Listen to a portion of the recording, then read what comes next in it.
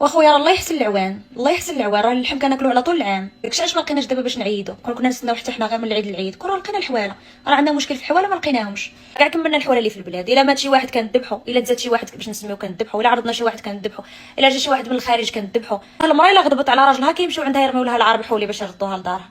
راه غير العراسات ديالنا كنديرو 20 30 حولي في الطابله، كنا كنديرو غير 2 حواله كنجيبوهم في الدفع يكفيو العرس كامل. اليوم لا، كنديرو حولي واحد في الطابله، 20 طابله 20 حولي، 30 طابله 30 حولي. ايوا هاد الحوليه واخا تكون كلبه كتولد 10 دقه وحده راه ما غيكفيش. داكشي علاش كتشوفونا حنا كاع بقينا مسوقين لهاد الموضوع، حيت ماشي شي حاجه اللي مشتاقين فيها، اللحم راه قهمنا. اما بالنسبه لعيد الاضحى حنا كدوله مسلمه اكيد غادي نعيدو، غنمشيو للجامع، غادي نديرو صله الرحم، الحلويات عادي بحال جميع الدول المسلمه. الحواله خلاص غادي نخليوهم يكبروا، كون كانت شي دوله ما كتاكلش اللحم غير من العيد للعيد كون راه بقى فيها الحال الا ما عيدتش. اما حنا راه الكوليسترول قاس المغرب كامل.